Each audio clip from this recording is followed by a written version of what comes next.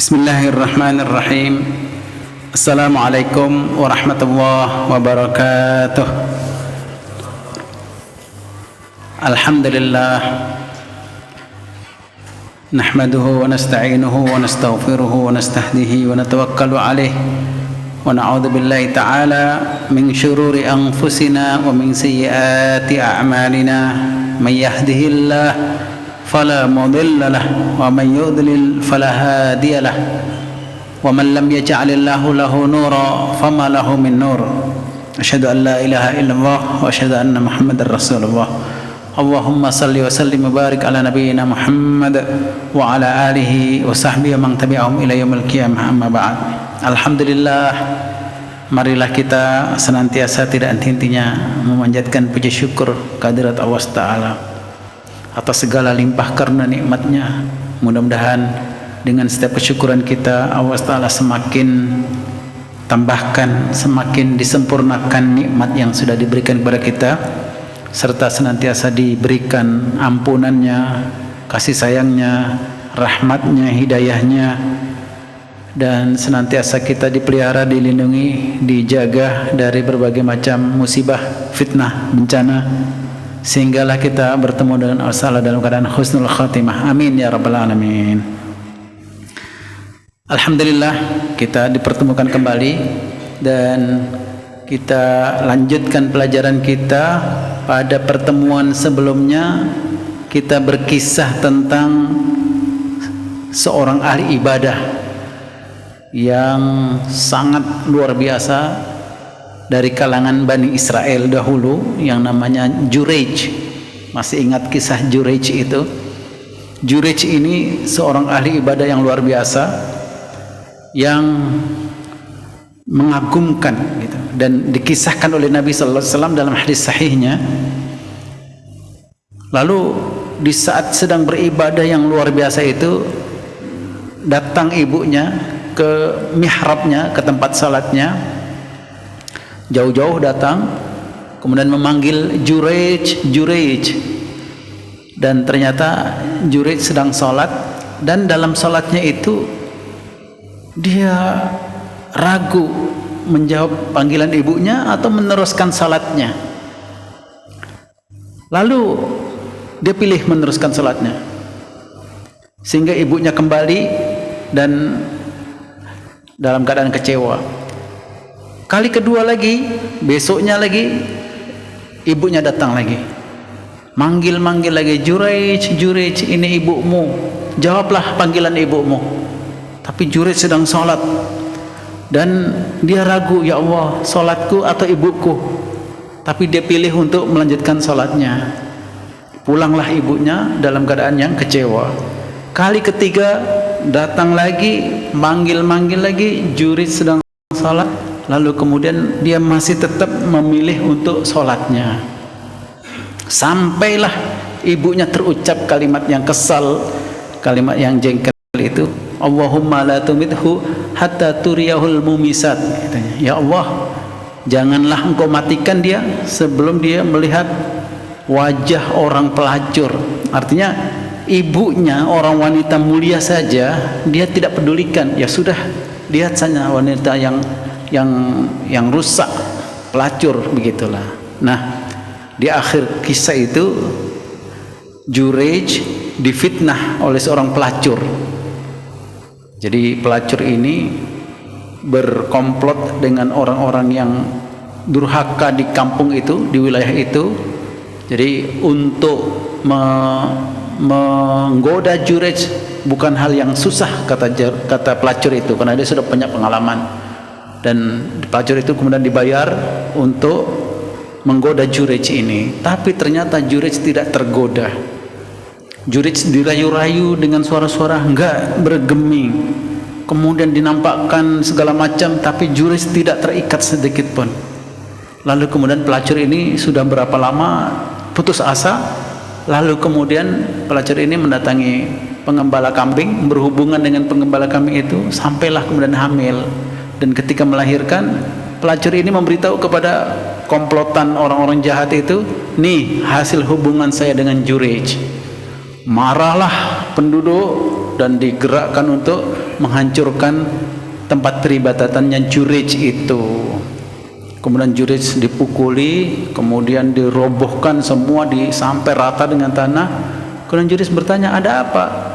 Jangan pura-pura jadi orang yang soleh, jadi orang yang ahli ibadah. Ternyata kamu yang menggauli, yang menyetubui pelacur ini. Lalu kemudian Jurej minta kesempatan untuk diberikan kesempatan berwudu, sholat 2 rakaat, berdoa kepada Allah Ta'ala. Lalu kemudian setelah selesai salat itu, Jurej mendapat ilham supaya menusukkan jari telunjuknya ke perut anak laki-laki bayi itu. Ditanya, man abuka ya gulam, siapa bapakmu wahai anak kecil? Lalu kemudian terkejut anak bayi itu. Kemudian dia tegak badannya, kemudian menunjukkan pengembala kambing itu. Setelah dilihat, memang ada kemiripan yang luar biasa dengan pengembala kambing itu. Akhirnya penduduk negeri itu tahu bahwa si pelacur ini berdusta. Dia tidak berhubungan dengan Jurej, tapi berhubungan dengan pelacur itu, dengan pengembala kambing itu. Akhirnya satu penduduk itu merasa bersalah dan berjanji akan membangunkan kembali tempat ibadah Jurej itu dari emas. Dan Jurej tidak mau, cukup dibangunkan seperti mana sedia kala. Lalu kemudian di akhir cerita itu Nabi SAW memberikan komentar, laukana Jurej faqihan la alima anna ibadata rabbih anna ijabata ummihi aula min ibadati rabbih. Kalaulah sekiranya Jurej itu seorang yang faqih, seorang yang ahli ilmu, orang yang mengerti fikihnya, niscaya dia akan tahu bahwa menjawab panggilan ibunya ketika itu lebih utama daripada dia meneruskan ibadahnya. Ini kalimat terakhir itu sangat penting bagi kita, sangat membedakan, menjadikannya istimewa kita dengan orang lain. Kalaulah sekiranya Jurej itu ahli ilmu, orang yang faqih, orang yang mengerti fikihnya, niscaya menjawab panggilan ibunya ketika itu lebih utama daripada dia meneruskan ibadahnya. Nah, di kesempatan yang lain Nabi SAW bercerita bahwa Allah SWT ketika kerasulan Nabi Isa berfirman kepada Nabi Isa dalam hadits qudsi, Allah berfirman kepada Nabi Isa dan bahkan kepada nabi-nabi sebelumnya juga bahwa inni ba'isun min ba'dika ummah, bahwa aku akan membangkitkan satu umat setelahmu, yaitu umat akhir zaman. Ya, kita semuanya ini. Ma idza asabahum ma yuhibbun syakaru wa hamidu. Apabila ciri mereka itu adalah apabila mereka mendapatkan apa yang mereka cintai, apa yang mereka sukai, dia mendapatkan kegembiraan gitu, mereka bersyukur dan memujiku, bersyukur dan memuji Allah Ta'ala. Wa idza asabahum ma yakrahun ihtasabu wa sabaru. Apabila mereka tertimpa sesuatu yang tidak mereka sukai, yang menyusahkan mereka, mereka evaluasi diri, muhasabah diri, dan mereka bersabar, mereka tabah. Lalu kemudian Allah melanjutkan wala ilma wala hilma, padahal mereka sebelumnya tidak mempunyai ilmu dan tidak mempunyai akhlak tentang hal itu. Lalu Nabi Isa bertanya, ya Rabb kaifa hadza wala ilma wala hilma, ya Allah, ya Tuhanku, kok bisa mereka mempunyai ilmu sedemikian dan mempunyai akhlak sedemikian? Artinya pandai bersyukur dan pandai bersabar, padahal sebelumnya tidak ada ilmu, tidak ada akhlak tentang hal itu. Lalu kemudian Allah berfirman, a'tihim min ilmi wa hilmi, akulah yang memberi mereka ilmu dan akulah yang memberi mereka akhlak itu. Hadis riwayat Bazzar, dan ini dibahas panjang lebar oleh Imam Ibnul Qayyim dalam kitabnya Zadul Ma'ad. Nah, jamaah sekalian yang dirahmati Allah, dalam hadis ini Allah Subhanahu wa taala memberikan keistimewaan, keutamaan kepada kita semuanya, umatnya Nabi Muhammad SAW, umat akhir zaman ini, berupa ilmu, berupa akhlak. Luar biasa kalau kita memperhatikan orang berilmu, dan luar biasa kalau kita memperhatikan orang yang mempunyai karakter, mempunyai akhlak, mengagumkan. Nah, ketika orang yang mempunyai ciri-ciri seperti itu ciri sukses gitu. Nah, apa yang membedakan antara Nabi Muhammad dan umatnya dengan nabi-nabi yang dahulu beserta umatnya?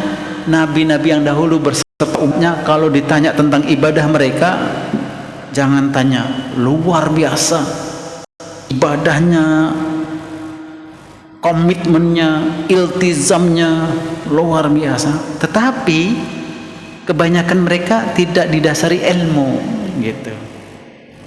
Nah, sementara umatnya Nabi Muhammad SAW ini ibadahnya sebentar, tidak banyak, dan itu pun tidak sempurna.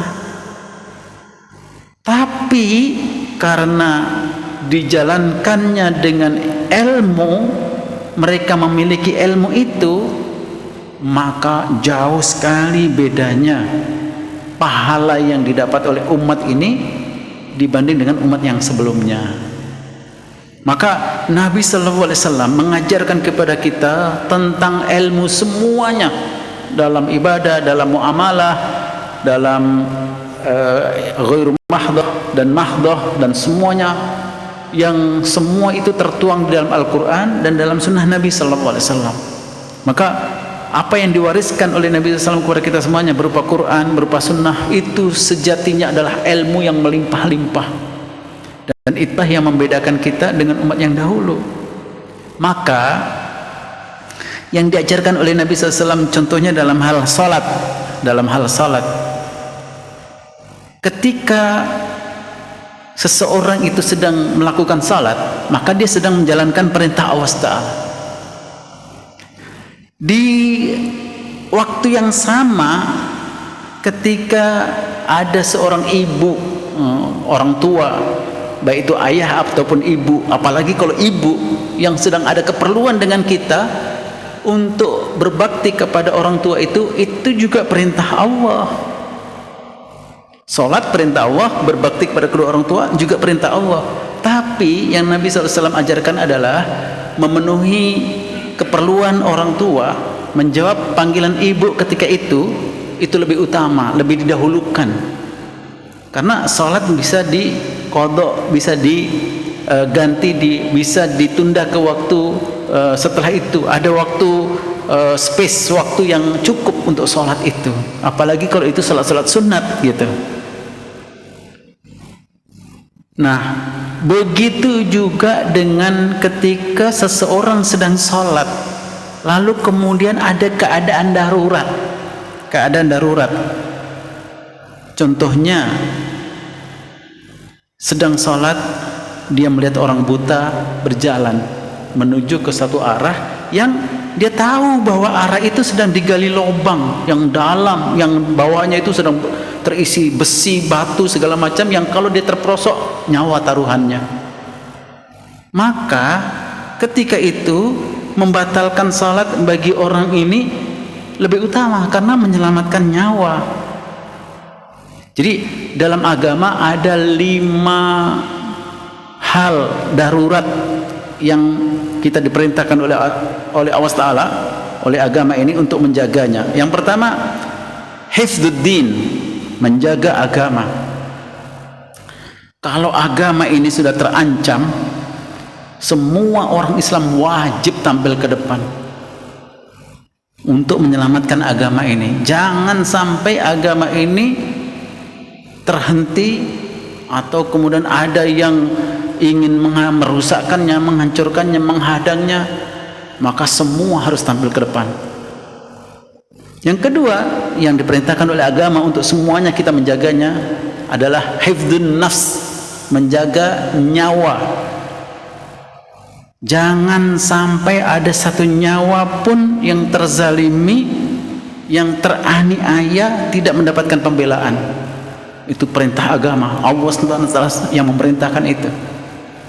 Maka ketika ada ancaman nyawa, untuk menjaganya itu supaya tidak sia-sia, itu perintah Allah. Sedangkan salat juga perintah Allah, tapi Nabi SAW memerintahkan supaya mendahulukan nyawa ini. Yang ketiga, harta, hifdzul mal. Ketika dalam keadaan seseorang itu salat, baik sendiri maupun berjamaah, baik sebagai imam ataupun sebagai makmum, lalu kemudian tiba-tiba ada orang nyelonong ingin mengambil tas atau barang berharga jamaah itu, maka jangan diam. Menjaga harta perintah agama, walaupun sholat juga perintah agama. Maka ketika itu sebaiknya dia hadang, dia tahan orang itu, jangan sampai dia melakukan dosa untuk mencuri. Jadi dibatalkan salatnya, lalu kemudian dikejar orang itu, jangan sampai melakukan dosa, diambil barangnya. Sedang sholat tiba-tiba ada orang bawa parang, bawa golok masuk ke masjid. Orang yang melihat nggak boleh diam saja, harus membatalkan salatnya, kemudian menghalang orang ini dari melakukan dosa-dosa itu. Itu nyawa terancam gitu. Maka agama ini agama yang paling peduli dengan nyawa, agama yang paling peduli dengan menjaga dan memelihara nyawa. Yang keempat, hifdzul akal, menjaga akal. Akal tidak boleh rusak, akal tidak boleh disia-siakan. Maka apa saja upaya yang merusakkan akal menjadi haram hukumnya, baik itu dengan minum-minuman, baik itu dengan obat-obatan, narkoba, ganja dan lain sebagainya. Agama yang paling menjaga akal, paling peduli dengan urusan fikiran adalah Islam. Agama yang lain mungkin nggak peduli lagi udah. Maka minum-minuman, obat-obatan yang kemudian terlarang itu haram hukumnya dalam Islam. Yang kelima, hifdzun nasl, menjaga keturunan. Menjaga keturunan ini Islam paling peduli, sehingga umat Islam di mana saja mereka berada, seharusnya mereka lah yang paling jelas keturunannya, paling jelas silsilahnya, karena mereka tidak boleh melakukan apa saja tindakan-tindakan yang bisa merusakkan keturunan itu. Melacur, berzina dan lain sebagainya itu haram dalam Islam, dan agama satu-satunya yang paling peduli dengan itu ya Islam. Yang lainnya sudah nggak bisa diharapkan. Oleh karena itu, ini menjadi satu kaidah ilmu,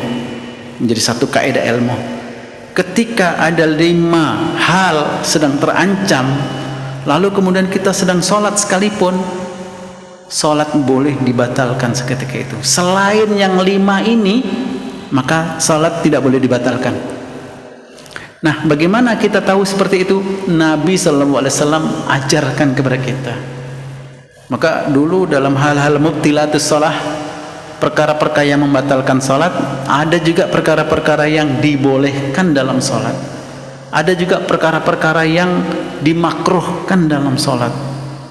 Nah, ini semuanya ilmu yang tidak dimiliki oleh umat-umat yang terdahulu.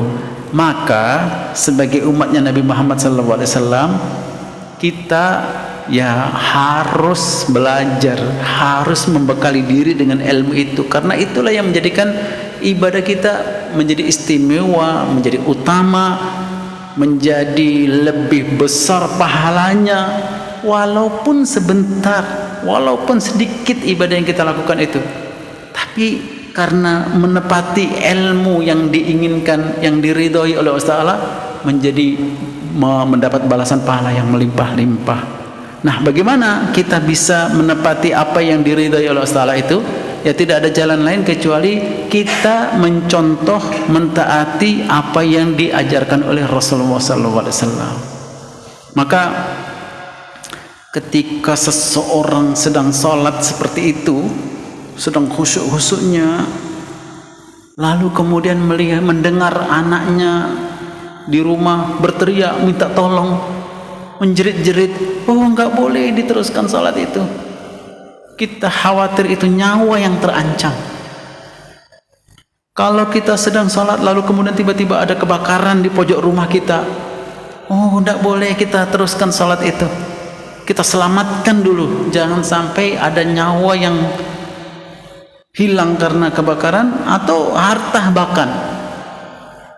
Kita sedang sholat lalu kemudian tiba-tiba kita mendengar ada teriakan-teriakan yang menunjukkan bahaya, ada hal-hal yang membahayakan baik itu nyawa, harta, kemudian agama, akal, keturunan. Nah, ini semuanya menjadi satu hal yang darurat. Jadi kaidahnya adalah menjaga harta, menjaga nyawa, berbakti kepada orang tua, itu semuanya adalah perintah agama. Salat juga perintah agama, tapi yang diajarkan oleh Nabi SAW adalah seperti apa yang di komentar yang dalam kisah Jurayj itu, laukana Jurayj faqihan la alima anna ijabata ummihi aula min ibadati rabbih. Kalaulah sekiranya Jurayj itu seorang yang berilmu, seorang yang mempunyai fikih, maka dia ketika itu menjawab seruan ibunya lebih utama daripada meneruskan ibadahnya. Lalu kemudian Nabi SAW mengajarkan hal-hal yang dibolehkan dalam sholat, yang ini harus kita tahu juga, karena itu akan menambahkan nilai pahala kita dalam sholat. Apa saja? Yang pertama, yang dibolehkan dalam sholat, artinya kita tidak perlu sampai membatalkan sholat, kita lanjutkan sholat dan itu dibolehkan. Yang pertama, al-buka wa ta'awuh wal anin, menangis, merintih dan mengeluh gitu. Jadi seseorang sholat, sepanjang sholatnya itu dia menangis, baik karena khusyuknya atau karena selain khusyuk. Karena saking khusyuknya dia menangis, dia tersentuh hatinya sehingga mengeluarkan suara-suara sesenggukan, mengeluarkan air mata, mengusap mata terus. Nah, nggak masalah, boleh. Dan itu yang dilakukan oleh Nabi sallallahu alaihi wasallam. Dan diceritakan oleh Abdullah bin Asy-Syakhir, saya memperhatikan Rasulullah SAW ketika sholat, di dadanya ini ada suara seperti air mendidih karena tangisan. Azirun ka'aziril mirjali minal buka. Jadi gemuruh hatinya itu karena menangis gitu. Itu dibolehkan, walaupun kadang-kadang keluar suara-suara tangisan, rintihan, keluhan gitu. Begitu juga dengan Abu Bakar As-Siddiq radhiyallahu anhu. Kalau Abu Bakar As-Siddiq radhiyallahu anhu sedang menjadi imam, sering terhenti bacaan Qur'annya karena menangis, nggak sanggup melanjutkan. Jadi berhenti dulu baru dilanjutkan lagi, berhenti dulu karena menangis. Begitu juga dengan Sayyidina Umar, diriwayatkan suatu ketika Sayyidina Umar menjadi imam subuh, lalu dia baca surah Yusuf, kisah tentang saudara-saudara Yusuf yang sangat jahat itu. Nabi Yusuf dibuang dalam sumur, Nabi Yusuf kemudian diangkat oleh saudagar, dijual, lalu dipenjara. Lalu sampai pada ayat yang ke-86, innama ashku basi wa huzni ilallah, sesungguhnya saya mengadukan keluhan dan kesulitan saya kepada Allah. Sesampai disitulah kemudian fasumi'a nasijuhu, terdengar ledakan tangisannya itu. Tidak sanggup lagi membaca, tidak sanggup lagi meneruskan bacaannya. Lalu kemudian rukuk begitu saja. Jadi boleh ketika nggak sanggup lagi membacakan bacaan itu karena menangis, boleh langsung rukuk. Dan itu dibolehkan. Jadi baik karena khusyuknya atau tidak karena khusyuknya. Contohnya dia sedang terkena sakit, nyeri apa begitu, dia mengadu kepada Allah, minta disembuhkan ya Allah, sampai ketika ada satu kenyerinya itu sampai dia teriak begitu, tidak masalah, walaupun ada suara-suara seperti itu gitu. Itu yang pertama. Yang kedua, al-iltifat indal hajah, salat tapi memperhatikan sesuatu yang jauh, memperhatikan sesuatu yang dekat, itu boleh. Dan itu pernah Nabi sallallahu alaihi wasallam lakukan saat sedang salat, melihat ke arah sebelah kanan yang jauh. Diriwayatkan bahwa ketika itu Nabi sallallahu alaihi wasallam sedang mengirim satu pasukan berkuda untuk menjaga kawasan. Tiba-tiba Nabi melihat dari jauh ada pasukan berkuda yang lain. Nabi perhatikan, ini pasukannya atau pasukan yang lain gitu. Pasukan dari musuh atau pasukannya Nabi SAW gitu. Nah itu dibolehkan ketika terjadi ada darurat seperti itu. Nah pernah juga Anas bin Malik radhiyallahu anhu yastashrifu li syai'in wa huwa fis shalah. Anas bin Malik salat lalu memperhatikan sesuatu sedang jalan. Diceritakan ini binatang berbisa atau beracun atau berbahaya begitu, sampai binatang itu pergi, baru kemudian melanjutkan salatnya. Tapi kalau memperhatikan sesuatu yang bukan bahaya, memperhatikan sesuatu yang tidak ada kaitannya dengan salat, maka itu haram hukumnya, tidak boleh, bisa jadi membatalkan salat. Jadi bukan karena ada sesuatu keperluan dia perhatikan, karena dia tertarik, itu nggak boleh. Jadi itu yang dilarang. Tetapi ketika ada keperluan karena ini kaitannya dengan nyawa, kaitannya dengan keamanan, kaitannya dengan harta, kaitannya dengan keselamatan dirinya, itu dibolehkan. Yang ketiga, membunuh ular dan kalajengking saat sedang sholat. Bisa dibayangkan ketika sedang sholat ular datang, kita nggak boleh diam. Sedang sholat tiba-tiba ada kalajengking melintas mendekati kita, nggak boleh diam. Kita boleh membunuh, kita ambil tongkat atau apa, kita bunuh. Ketika sudah mati itu kita boleh melanjutkan sholat kita selama gerakan kita masih terkontrol.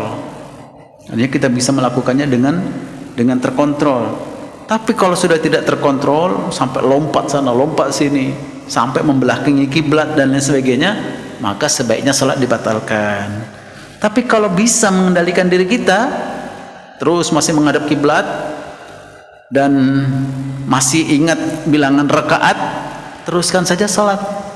Jadi Nabi perintahkan itu dalam sabdanya, uqtulul aswadaini fis shalah, al hayyatu wal aqrabu.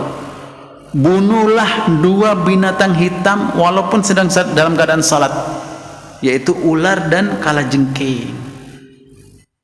Jadi boleh. Nah, kalau kita melakukan itu, berarti kita tahu fikihnya. Nabi perintahkan itu. Nah, ketika ada keadaan darurat seperti itu, pahala salat kita bisa jadi bertambah karena memang itu yang diajarkan oleh Nabi kita sallallahu alaihi wasallam. Yang keempat, al-mashyul yasir li hajah. Sedang dalam keadaan salat, kita berjalan beberapa langkah, boleh. Kita berpindah ke beberapa langkah, boleh. Dan itu pernah kejadian yang diceritakan oleh Aisyah radhiyallahu anha, sedang Nabi sallallahu alaihi wasallam salat, saya datang dan pintu terkunci. Faji'tu fastaftahtu. Saya datang, saya minta dibukakan kunci itu. Sedang Nabi sedang salat ketika itu, maka Nabi berjalan beberapa langkah ke depan, membukakan kunci, terus balik lagi ke tempatnya semula. Sedang salat itu. Lalu Aisyah radhiyallahu anha menceritakan bahwa ketika itu pintu dari arah kiblat. Jadi Nabi SAW berjalan menghadap kiblat, terus setelah selesai membuka kunci itu mundur ke belakang, tidak sampai membelakangi kiblat. Jadi intinya jangan sampai membelakangi kiblat. Kalau sampai membelakangi kiblat batal salat, sebaiknya dibatalkan. Tapi kalau kita bisa bergerak, tidak membatalkan, tidak membelakangi kiblat, nah itu dibolehkan. Baik ke kanan, ke kiri, ke depan, lalu ke belakang. Itu ilmu yang sangat berharga. Dalam salat tidak boleh membelakangi kiblat. Kalau sampai menoleh, sampai membelakangi kiblat begitu, batal salat.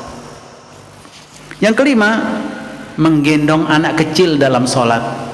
Nah itu banyak kita perhatikan ya kan, orang menggendong anaknya saat sedang sholat boleh. Dan ketika seseorang itu melakukannya karena Nabi SAW membolehkan seperti itu, berarti dia tahu ilmunya. Nah ilmu itulah yang menjadi utama dan istimewanya orang tersebut, mendapatkan pahala yang lebih. Yang keenam, boleh mengucapkan salam kepada orang yang sedang sholat. Jadi ketika itu Jabir bin Abdullah datang menemui Rasulullah SAW, sedang Rasulullah SAW sholat.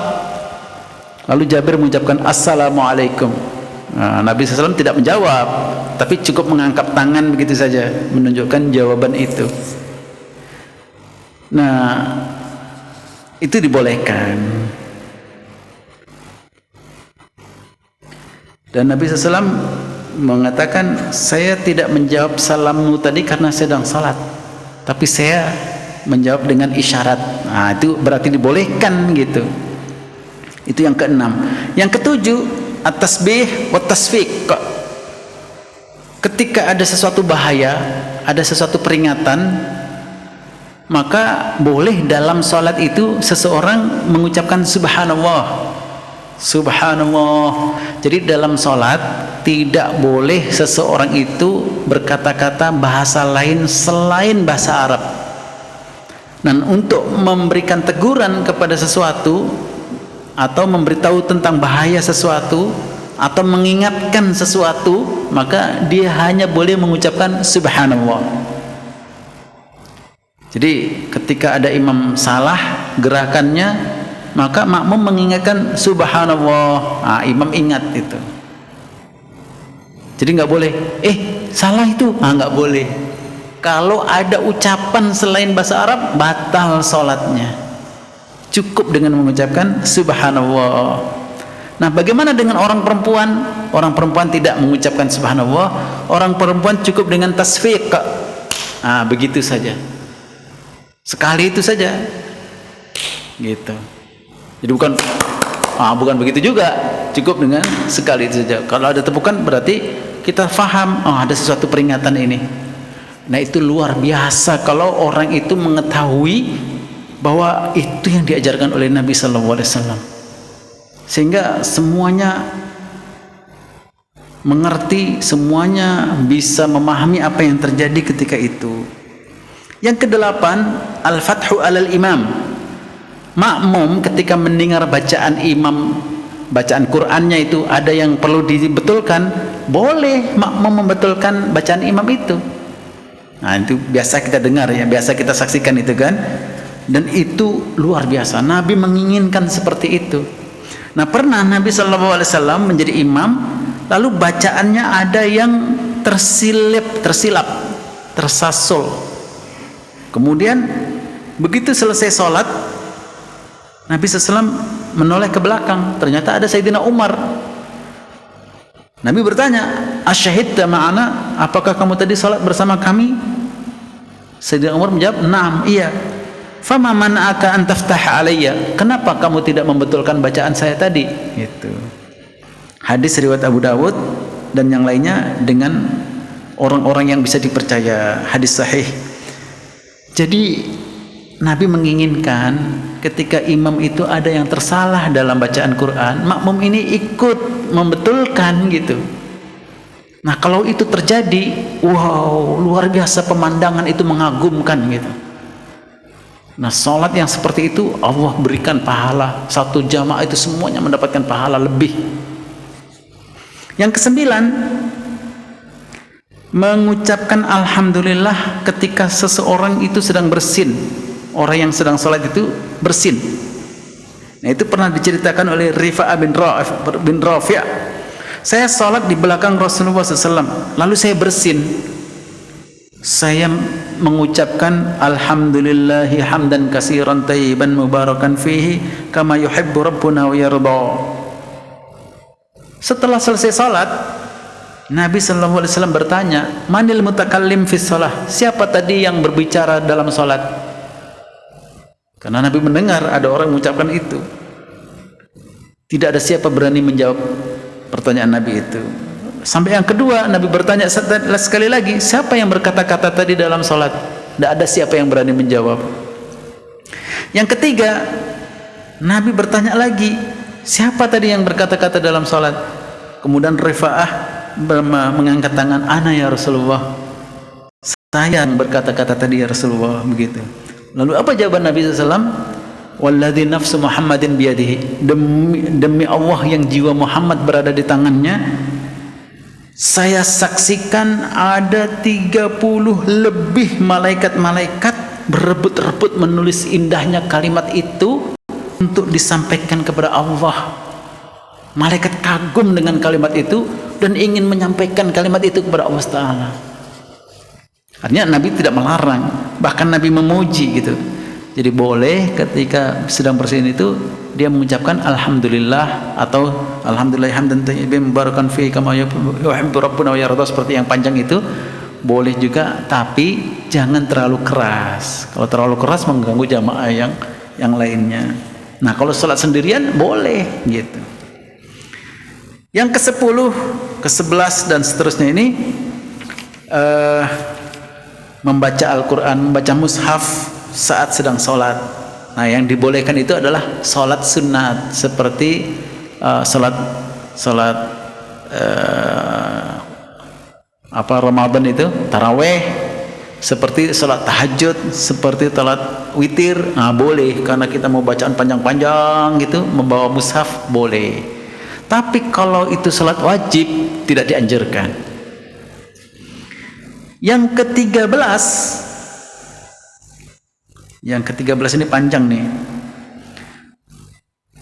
Nabi SAW menceritakan bahwa ketika azan itu dikumandangkan, saat azan dikumandangkan itu syaitan bertempiaran, lari tunggang langgang ke tempat yang jauh sampai ke ujung dunia supaya nggak mendengar lagi kalimat azan itu.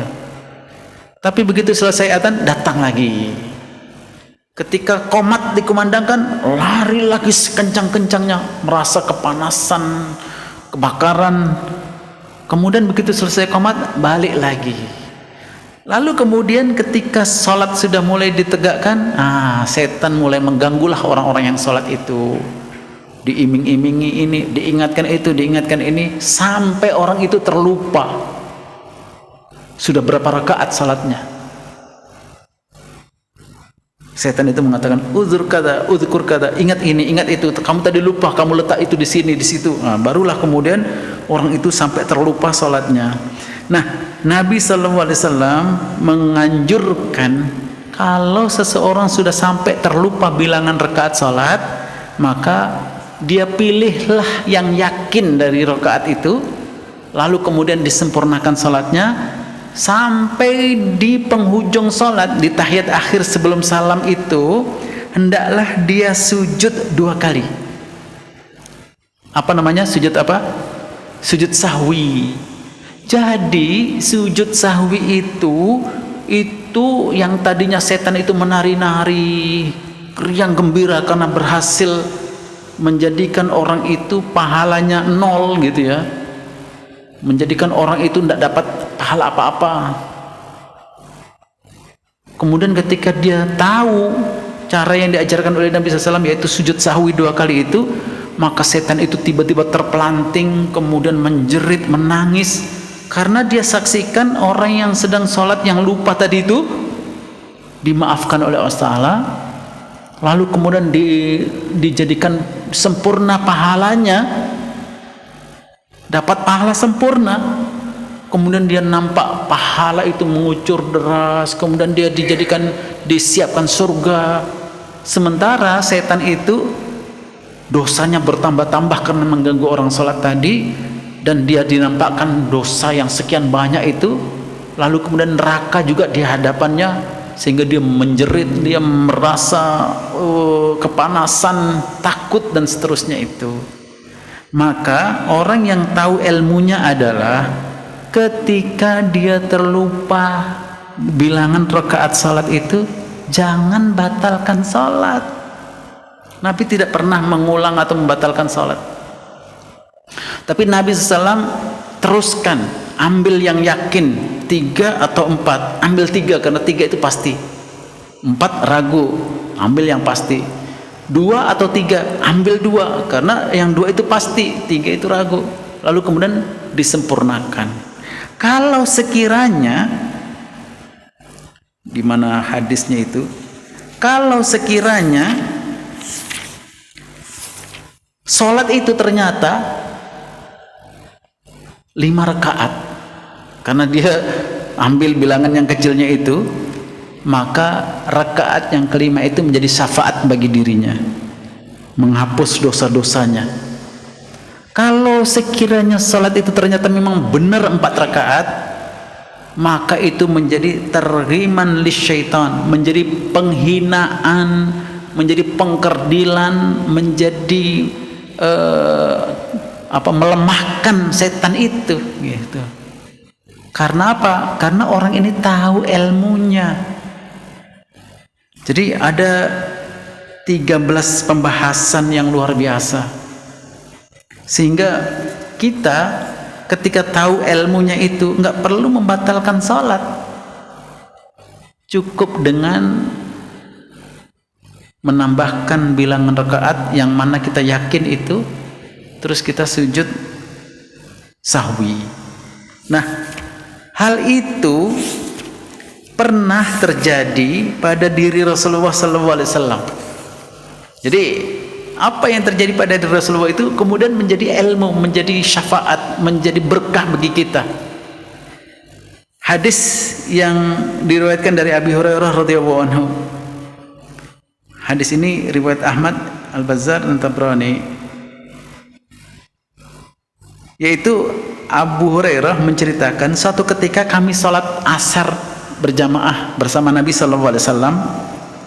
Tiba-tiba Nabi SAW baru selesai 2 rakaat, tiba-tiba Nabi minggir, selesai 2 rakaat, salam gitu ya, salam terus minggir, bersender di salah satu tiang masjid itu sambil meletakkan dagunya di atas tangannya begitu, seolah-olah Nabi sedang bad mood, sedang marah gitu.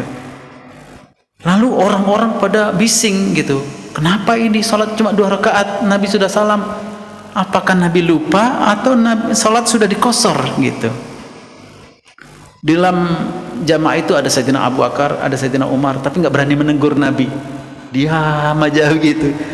Lalu kemudian ada seorang yang bernama Zulyadaini, dia memberanikan diri maju ke depan menghadap Rasulullah. Ya Rasulullah, apakah anda lupa atau sholat memang sudah dikosor? Nabi menjawab, tidak lupa dan tidak ada yang dikosor.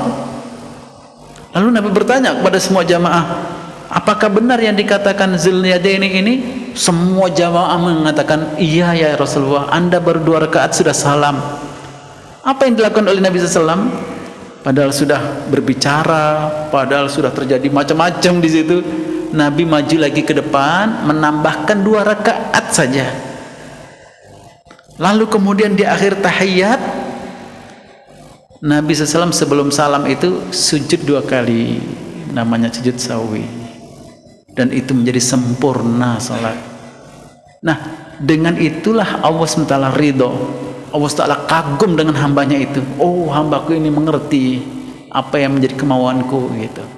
Nah, Nabi SAW mengajarkan itu kepada kita. Oleh karena itu, ini sangat penting ilmu-ilmu fikih seperti ini, supaya kita tahu bahwa dengan itulah bertambah nilai ibadah kita, yang itu tidak dimiliki oleh umat-umat yang dahulu itu gitu. Nabi SAW sudah ajarkan semuanya itu. Oleh karena itu Allah memberikan kepada umat ini ilmu dan akhlak, tidak saling menyalahkan, tidak saling bergaduh, tidak saling pukul-memukul, cukup dengan saling mengingatkan, saling menegur, bertegur sapa, itu sangat mengagumkan gitu. Jadi itu yang disayangkan oleh Nabi SAW tentang kisah umat yang terdahulu, ibadahnya luar biasa, tapi ada ilmu yang kurang. Nah, Nabi SAW sempurnakan umat ini dengan ilmunya. Nabi mengajarkan kita banyak ilmu itu. Wallahu a'lam bishawab. Barangkali sampai di sini ada pertanyaan, barangkali 1-2 pertanyaan. Ya, silakan. Pak RW. Silakan. Pak Mirsal. Waalaikumsalam. Iya.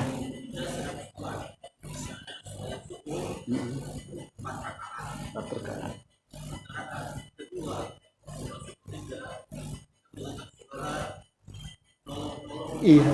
Iya.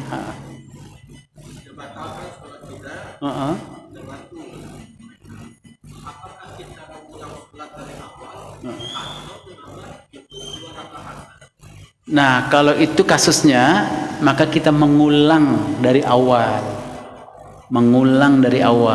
karena kita sengaja ingin membatalkan, dan yang kita tanamkan dalam pikiran kita, Allah perintahkan kita untuk menolong orang itu, kita melaksanakan perintah Allah dulu yang lainnya gitu, baru kemudian kembali lagi, kemudian mengulangi lagi dari awal, karena kita sengaja membatalkan itu, karena menyambut perintah Allah yang lebih baik lagi, yang lebih besar lagi.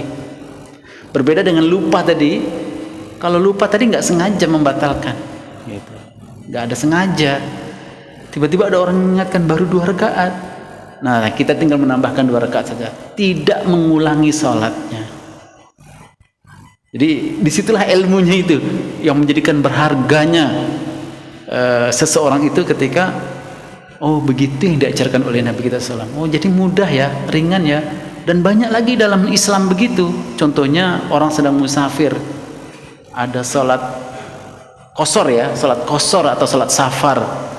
Oh, kagum itu, mengagumkan orang yang kalau sedang musafir melakukan sholat qasar, karena itu yang diinginkan oleh Allah Ta'ala. Bahkan dalam hadisnya itu sedekah dari Allah, itu hadiah dari Allah. Salat qasar itu sedekah dan hadiah dari Allah itu.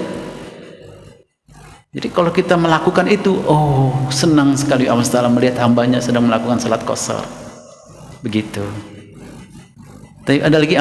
Silakan Tengku. Waalaikumsalam warahmatullahi wabarakatuh. Iya, ketika ada keperluan ya.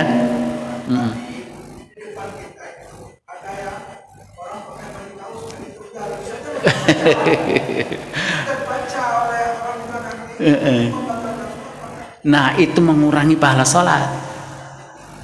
Jadi yang kita perhatikan bukan sesuatu yang mengancam nyawa, bukan sesuatu yang mengancam harta, membahayakan keturunan, akal dan sebagainya itu, tapi itu perbuatan yang nggak boleh dalam sholat. Dagadu Jogja gitu, sampai ada tulisan kalau Anda sedang membaca ini berarti Anda tidak khusyuk, apalagi kalau ada tulisan seperti itu gitu. Itu mengurangi pahala sholat. Jadi sebaiknya tuan-tuan kalau sholat ke masjid jangan bawa kaos-kaos yang kreatif begitu gitu.